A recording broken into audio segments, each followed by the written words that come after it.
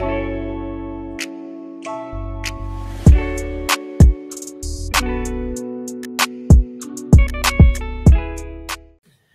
is it going, Bears fans? Welcome back to another episode of the Bear Down Podcast, where we talk everything Bears every day of the week. Today, we're going to be reacting to and providing some analysis to the Bears' first loss on the season. Week 4, they fall to the Indianapolis Colts, 19-11. Welcome back to the show, guys. I would like to say this was a tough one, but with that being said, I haven't said that for a while, but I did just say it then. We're going to be pumping out our Buccaneers content starting tomorrow. The Bears obviously play on Thursday Night Football. So if you are new to the channel, whatever platform you're listening on, and you want Bears Bucks content, do us a favor and subscribe. Also, if you're on YouTube, do us a favor, like this video. I am your host, Chris Maltby, and today to talk about quite the ugly game, I am joined by both of my co-hosts, Parth and Jaylen McClinton. Guys, without saying anything about the game, how are you doing? I'm not doing good. The game just ended, and now I got homework to do after this, so it's not going to be fun. I'll feel right again. That's all I'm going to say.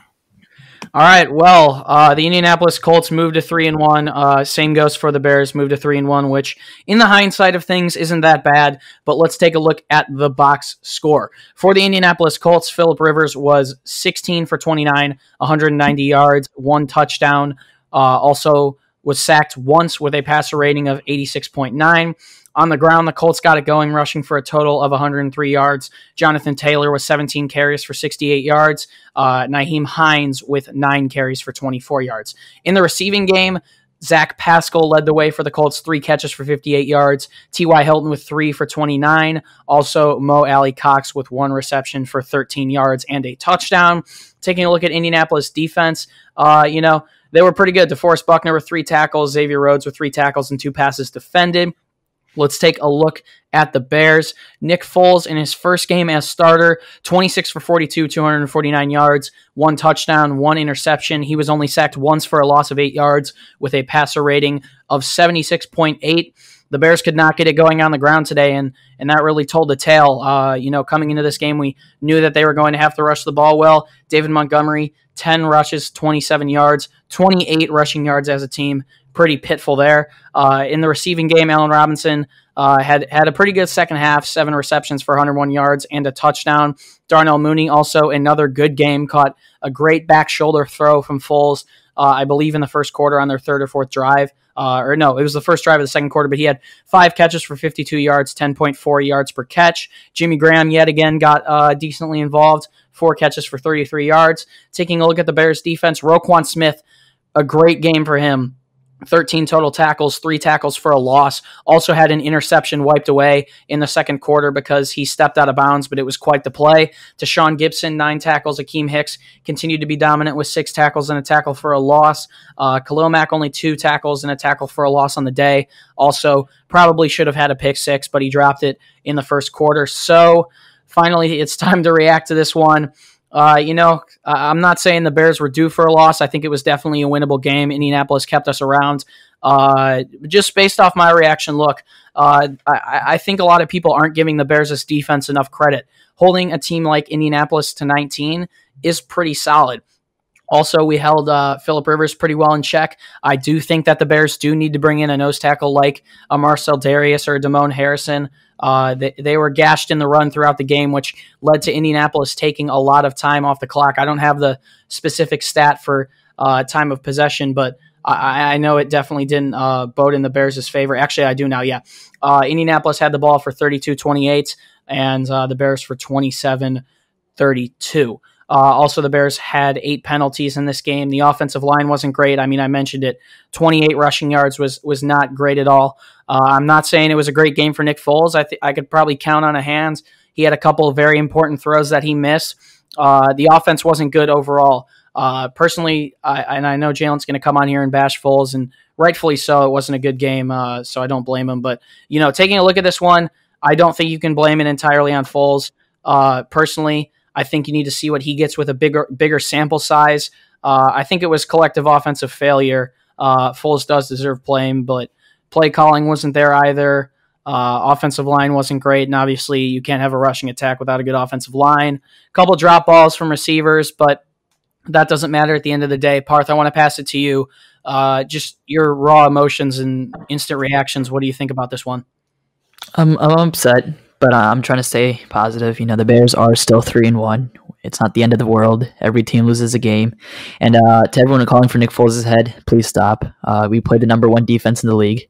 It's not easy to just come in and throw touchdowns against this defense. We saw that defense stop David Montgomery. David Montgomery only had 27 yards. I was predicting a big day for Montgomery. If Nick Foles wants to succeed as the Bears quarterback, you need the running game to get going. And we weren't able to get it going against this defense. Hopefully we can get it going against the Tampa Bay defense this Thursday, whose defense is also, I think, in the top 10. So it's going to be tough to keep it going, but Nick Foles has to step up to the challenge. He did struggle today, and so did Matt Nagy. At halftime, I tweeted out saying Matt Nagy probably had one of his worst games as a coach. In the first half, we saw some terrible timeouts being called. Time management wasn't the best. And then why the heck are we throwing a screen pass on 3rd and 18 when we're down by double digits? I did not understand that. There's a lot of things a lot of blame to go around on the offensive side, but I don't think it all falls on Nick Foles. Yeah. I'm gonna have to go ahead and agree with you on that one. The lone touchdown catch on the day on what really was a great grab by Allen Robinson. That man needs to get paid. We didn't see him come throughout most of the game, but Robinson definitely came through at some much needed moments. Obviously, the game was basically over by then, so it doesn't really matter. Matt Nagy just said in his press conference, if you allow 19 points on defense, you 100% should be able to win games. Once again, I don't think the Bears defense is getting enough credit for what they did in this one. We knew it was going to be tough, and that Colts defense is definitely legit. The Bears offense did not seem to have any rhythm throughout this game, though. I can only think about 2 good drives they had throughout the game, and they were the only drives that resulted in points. The touchdown drive at the end when it didn't really matter, and then I think there was a drive in the second quarter where they got their first 3 points on the board. That was pretty solid as well, with some good completions from Nick Foles. But Jaylen, I want to pass it back to you. Just let me know, what were your raw thoughts and emotions about this Week 4 loss? Now, I think when we did our first schedule predictions after the draft, I had the Bears going 3-1, and I think I chose either them to lose this game or the Falcons game. I don't really remember. But anyway, 3-0, obviously, losing still hurts when it actually comes to game. We played a very good defense. I didn't underestimate the Colts defense in the pregame, but I definitely felt like it was a little inflated because they played 2 bad teams in the Jets and the Vikings. But they showed that they're a legit defense. People might say they still played a bad offense in the Bears, but we were able to put up points last week against the Falcons defense. This defense is way better than the Falcons defense, obviously, but the Bears offense has been able to move these last 3 games.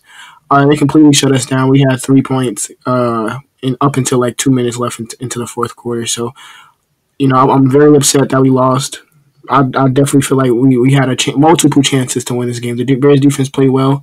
We had a couple opportunities to come down with interceptions. That's something that I talked about in our pregame, that if Phillip Rivers gives us chances to come away with the ball, that we have to capitalize off of. Khalil dropped one. I think it was on like the 20-yard line. It would have been a pick 6, and then it would have been close to it. Yeah, and then the ball that Roquan caught in the end zone, but his foot was out of bounds. The Colts end up getting points off those. So I'm definitely upset about it. We're 3-1. I can't be mad because we can obviously honestly be on 4 or 1-3, but we have to be better. We play in 4 games. We play a Buccaneers team that just came back on the Los Angeles Chargers and put up almost 40 points. So, that's my initial thoughts about this game.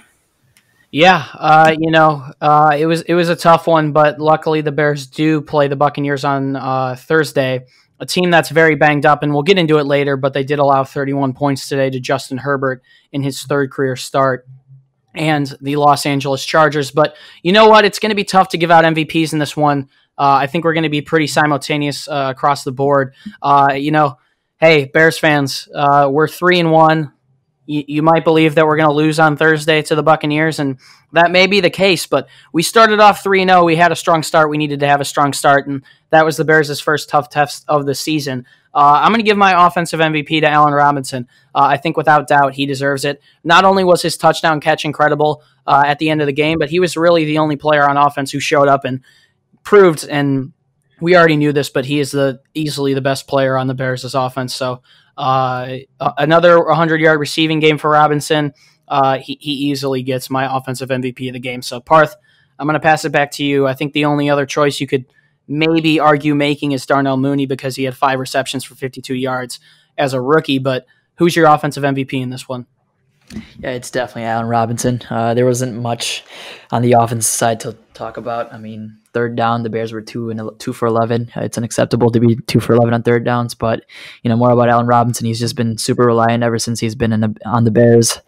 Those catches he had today were awesome at the end of the game. That touchdown catch was beautiful, like Chris said. He dragged his toe in there. I think Allen Robinson needs to get extended as soon as possible. He's shown us that he's going to come out each and every week and ball out for us, regardless of who the quarterback is. So yeah, extend Allen Robinson. Yeah, 100% extend Allen Robinson. Jaylen, do we have a consensus here? Is your defensive player or offensive player of the game also going to be Allen Robinson? So if this was like a regular game and he had these stats, I would give it to him. But those stats were in garbage time, so I'm gonna give it to Darnell Mooney here. Like you said, he had 5 receptions for 52 yards and a long of 33, which was an amazing catch by Darnell Mooney, and that was an amazing ball placement by Nick Foles. So I'm gonna give it to Mooney here just because Mooney was making plays throughout the whole game. But Allen Robinson definitely did have a good game, and we still need to extend him. Yeah, Allen Robinson definitely a player who deserves to get extended. I just really hope it gets done soon.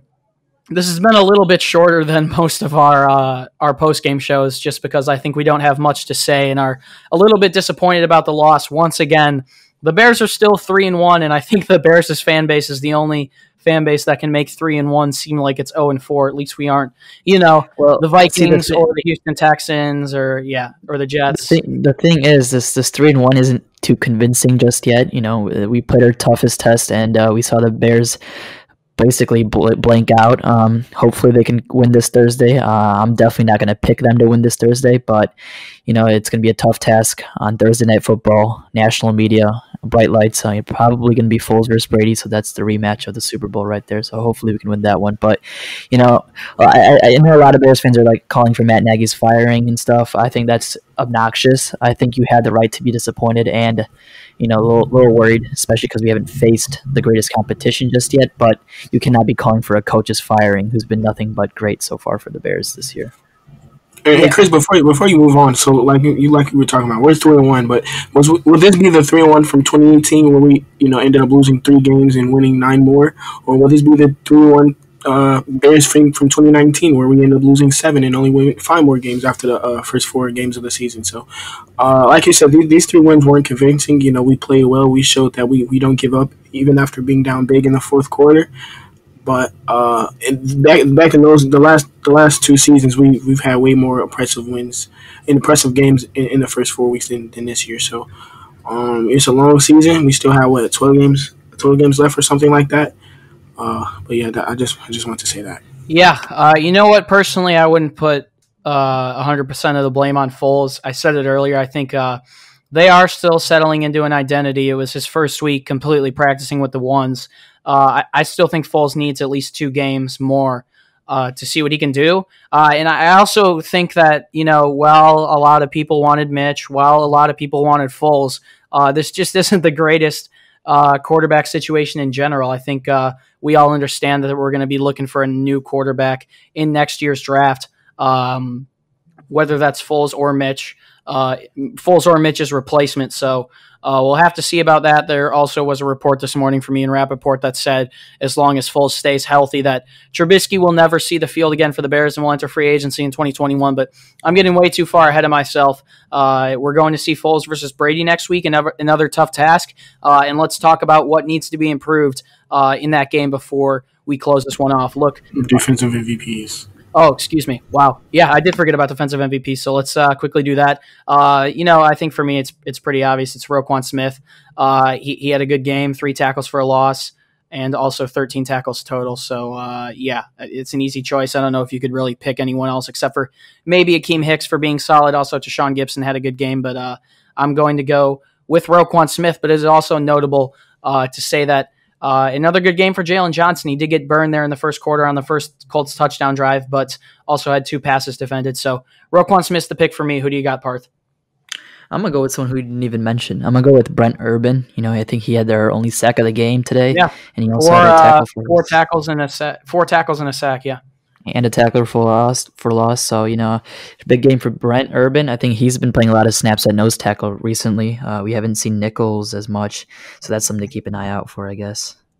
All right, Jaylen, what do you got before we go into our improvements? Who's your defensive MVP of the game? I said this in the third quarter in our group chat. I was going with Roquan, no matter, even if we did win that game. So, yeah, Roquan had a great game. Phil Rivers was talking a little bit trash. That's funny. But, yeah, definitely Roquan. He had a very solid game. Yeah, let's get into, and I obviously got a little bit ahead of myself earlier, what the Bears need to improve moving forward. They've only got about 4 days to turn around. They'll be playing in about exactly, I believe, 96 hours. Against the Tampa Bay Buccaneers. So quick turnaround. I'm going to go first. Look, I think the Bears need to get the run game going a lot more against Tampa Bay. We'll get into it more moving forward. We saw the Chargers be able to run the ball a decent bit against the Buccaneers. They did only have 46 rushing yards, which wasn't promising, but it's better than 28. The Bears are going to have to find a way to somehow get the rushing involved. It opens up the pass game so much more. Also, I think the only other piece of advice I would give is Matt Nagy's got to attack the field vertically. I think that's what we expected when Foles was named the starter, and we saw a lot of screen calls, jet sweeps, plays we saw from 2019 that we all didn't like. I remember specifically, I believe it was a wide receiver bubble screen at Ted Ginn on 3rd and 18, so we can't be seeing stuff like that. And Nagy already took responsibility, but the play calling has to be better. If the Bears want a chance not only against Indianapolis, not only against Tampa Bay, but also the teams for the rest of the month of October, like the Los Angeles Rams and the Carolina Panthers, both who played solid games today. So, Parth, I'm going to pass it to you. What do you think the Bears need to improve on for a quick turnaround game against the Tampa Bay Buccaneers? I think the quarterback play just has to be better. We saw Justin Herbert absolutely torch the Tampa Bay Buccaneers today. He had 280 yards and 3 touchdowns, and that's his 3rd career start, so that he's looking really impressive there. But if Mitchell Trubisky or Nick Foles, whoever's in the game, I'm pretty sure it's going to be Nick Foles. So if Nick Foles is his game, we need a big game out of him. I need to be reassured that he can play quarterback for the Chicago Bears. Today was a little disappointing to see us, not look good at all. I thought for most of the game, the offense looked worse than it has ever looked all year, at least the first couple games, despite, having slow starts or not being able to move the ball. I think we were at least getting field goals, and today we couldn't even get field goals in the first quarter or basically till the fourth quarter with 2 minutes left when we first scored our first touchdown. It was really depressing to see that. As a fan, it's just annoying to not see our offense do well, especially because there's a lot of talent on here, and I think it's being misused right now. I think Matt Nagy's going to have to hit the books, and hopefully the play calling gets better. It was really bad today. I'm not going to sell Matt Nagy short. I think he had one of his worst games. I think I'll compare this game to the Eagles game we had last year, which was terrible to watch as well. So, yeah, hopefully we can keep it up on offense. Keep it up on defense and rebound on offense, because I do not want to look like a terrible team on Thursday Night Football, because we're already being harassed for being the worst 3-0 team. And probably will be harassed for being the worst 3-1 team. But exactly. It's interesting that you bring up the offense's worst game, because I think this was probably the defense's best game against a tough task in an against an offensive line that's very good for the Indianapolis Colts. Obviously, I think they only got to Rivers once, but we held them pretty short on rushing yards. We saw the Colts average 113 rushing yards a game, and we held them to 103, which is under that. So it should be interesting. Another explosive offense coming to town next week. Mike Evans was hobbled today, but I'm sure he'll play. We'll see what's up with Chris Godwin and Leonard Fournette. But a short turnaround for the Bears and another very important game before they get about a week and a half break. So, Jaylen, I want to pass it to you. What do the Bears need to improve on if they want to give themselves a fighting chance against the Tampa Bay Buccaneers? We have to find out who our quarterback is. We have one quarterback who's on the bench that's 3-0, and the other is 0-1, which is a starter. I know that, Rappaport announced that we're going to stay with Foles until the whole season unless he's injured. But I feel like he should have a leash just like Mitchell did. Because if this was Mitchell, he would have got pulled out at halftime, only putting up but 3 points at half. So we have to find out who our quarterback is. I just want a competent quarterback play. I don't care who it is at this point. Run game has to we have to continue to try to run the ball. We weren't able to run on this Colts defensive line, but we're not going to play. Against the Bucs. They have a good defensive line as well. They have Sue. I'm getting carried away, but they have a lot of talent on their defensive line. Play calling has to get better. What else? And the defense has to stop the run. Has to stop the run. Losing Eddie Goldman is already showing that's a huge loss. I think we should look into signing, like you said, like a Snacks Harrison or somebody that's good at run stuffing, because Bilal Nichols he's not doing a very good job at it. But that's about it. We just have to play better as a team. We have another good strong opponent in 4 days, and yeah. Yeah, another strong test in front of the Chicago Bears. They will look to turn around and have a bounce-back win against the Tampa Bay Buccaneers. And I would like to say that'll pretty much do it for us. If you guys do want to see our Bears versus Bucs content and aren't already subscribed, do us a favor and subscribe. We're going to be pushing that content out starting tomorrow morning, so be sure to look out for that. If you want more content from us, you can head over to our website, beardown.com. We're posting columns, articles, and blogs basically every day now, so be sure to go check out our website. We're going to be starting our Buccaneers coverage on there very soon as well. You can find the podcast on Instagram and Twitter at Bear Down. And finally, you can find all of our social media down in the description. That is definitely worth checking out as well. Parth, Jaylen McClinton, a tough pill to swallow in a Week 4 loss, but we don't have much time to bounce back. I'm sure we're going to be recording again soon about the Tampa Bay Buccaneers. Any last words? Just scrolling through Twitter and seeing all these Bears fans overreacting already. Everyone, let's take a deep breath. We're 3-1. If we can shock the world and beat Tampa Bay, I feel like that would be great for us, and it would probably cool all the fans down. First of all, go Falcons. I'm not very confident in them beating the Packers, but still. Bear down. We have to play better on the Tampa Bay. Yeah, on to Tampa Bay. It should be an interesting one. We don't have much turnaround time, but you guys keep supporting our content. We're going to keep putting it out for you guys, and we will be back tomorrow with what I believe will be meet the opponents, the Tampa Bay Buccaneers. Bears fans, try and keep a smile on your face. This was the Bears' first true test of the season, but they are still 3-1, so try and be positive. And let's hope we can get this show back on the road. It's been a pleasure to be your host. Once again, my name is Chris Malpe. Bears fans, as always, smile, stay safe, and bear down. We'll see you in the next one. Peace.